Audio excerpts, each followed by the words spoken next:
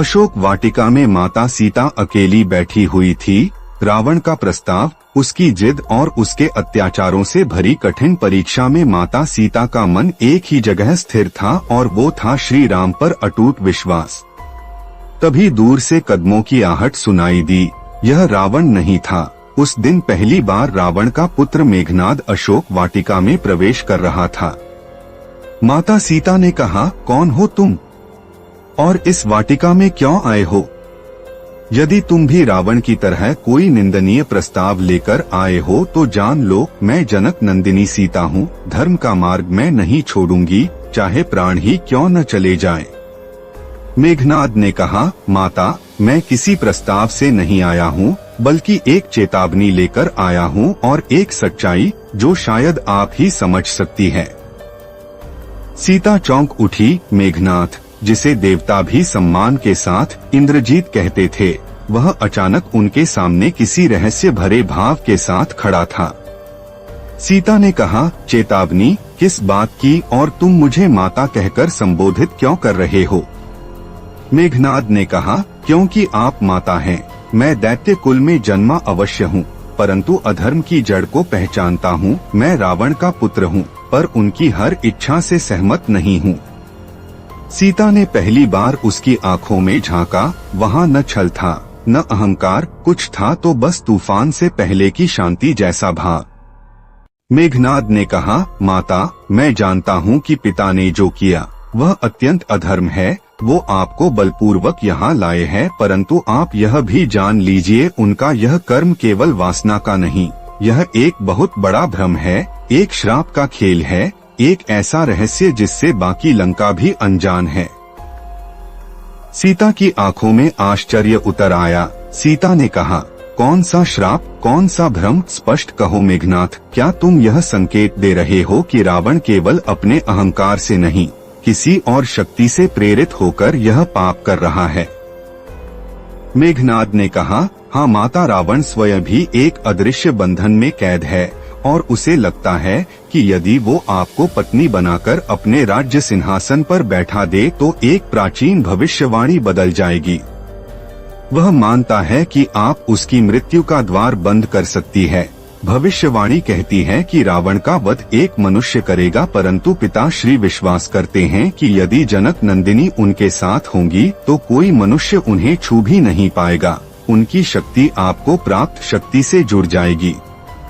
यह सुन सीता के हृदय में एक कंपन दौड़ गई। सीता ने कहा, यह कैसी मूर्खता पूर्ण धारणा है। मैं किसी भी अधर्मी के पापों को ढक नहीं सकती। तुम यह सब मुझे बताने क्यों आए हो मेघनाद? तुम्हारा उद्देश्य क्या है?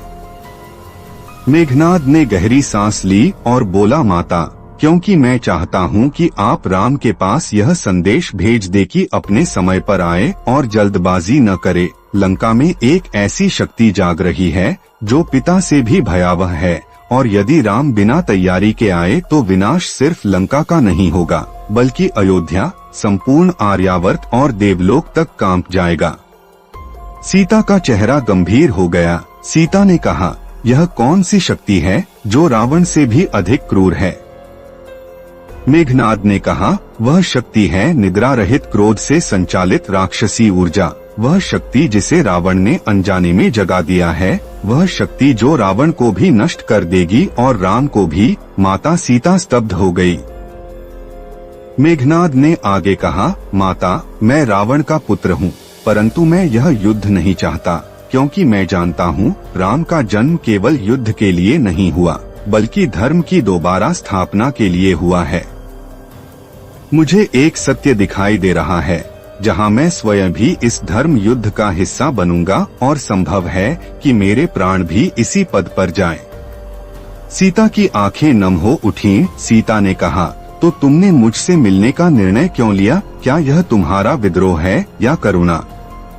मेघनाद ने कहा, न तो विद्रोह है, न ही करुणा, यह एक अनुरोध है। माता, कृपया राम को संदेश भेजे, लंका पर तभी आक्रमण करे जब आपको लगे कि समय पूर्णतः परिपक्व हो चुका है, क्योंकि यदि समय से पहले युद्ध छेड़ा तो लंका में छिपी वह शक्ति जिसे पिता भी नियंत्रित नहीं कर सकते, दुनिया को अंधकार में धकेल देगी। यह सुन माता सीता बोली, मेघनाद, तुम रावण के पुत्र हो और फिर भी मुझे चेतावनी देने आए हो, कहीं यह छल तो नहीं? मेघनाद ने कहा, माता, छल मेरा मार्ग नहीं। मैं रावण का पुत्र हूँ, पर अधर्म का साथी नहीं। मैं यहाँ आया हूँ क्योंकि मैं आपका सम्मान करता हूँ और क्योंकि मैं जानता हूँ राम और मैं एक ही युद्ध के दो पक्ष होंगे, परंतु उद्देश्य एक ही होगा, धर्म की रक्षा।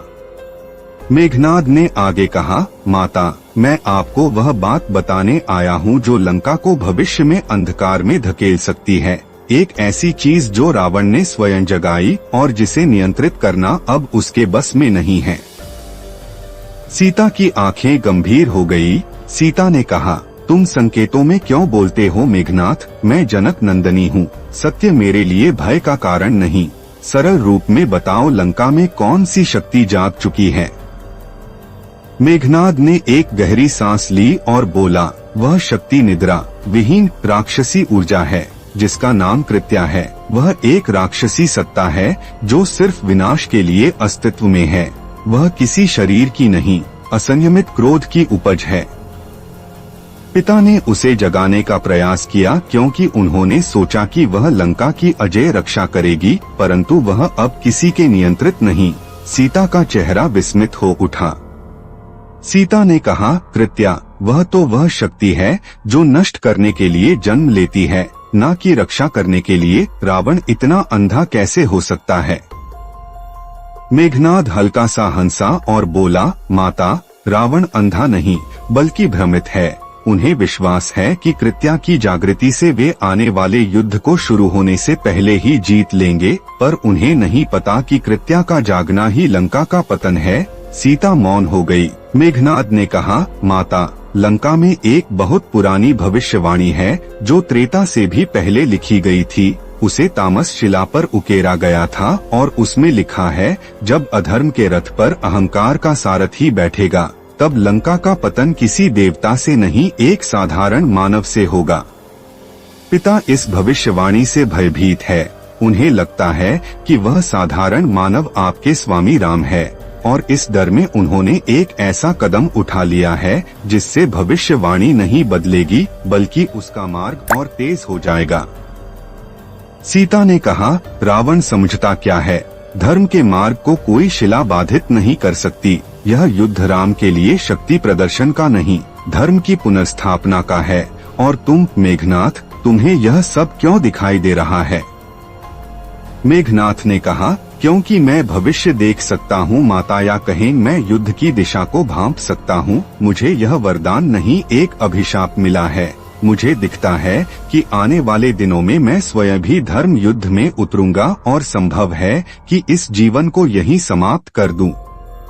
सीता की आंखों में करुणा आ गई। सीता ने कहा, मेघनाथ, तुम राक्षस नहीं हो, तुम्हारे भीतर सत्य है, विवेक है। क्या तुम यह सब रावण को नहीं बता सकते, उसे समझा नहीं सकते? मेघनाथ धीरे धीरे मुस्कुराया और बोला, माता, पिता श्री सुनना ही नहीं चाहते। उनका अहंकार इस कदर बढ़ चुका है कि अब वह सलाह नहीं, केवल आज्ञा चाहते हैं।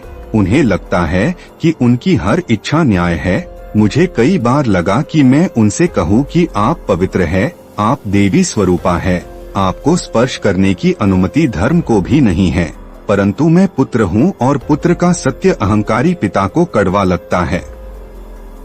कुछ क्षण के लिए दोनों मौन रहे। फिर सीता ने पूछा, तुमने कहा था कि लंका के नीचे एक शक्ति है, वह क्या है मेघनाथ? मेघनाथ ने जमीन की ओर इशारा किया और मेघनाथ ने कहा, लंका स्वर्ण की बनी है माता, परंतु उसके नीचे तामस अग्नि की परतें हैं। वे अग्नि देवताओं ने नहीं, असुरों ने जगाई थी। वे इतनी शक्तिशाली है कि यदि कृत्या पूरी तरह जाग गई तो लंका तो रहेगी ही नहीं, समुद्र, पर्वत और पृथ्वी के हिस्से भी कांप उठेंगे। यह सुन सीता चकित रह गई। तो दोस्तों, आज के वीडियो में बस इतना ही। उम्मीद है आपको आज की वीडियो पसंद आई होगी। वीडियो पसंद आई हो तो वीडियो को लाइक करके वीडियो को शेयर करें।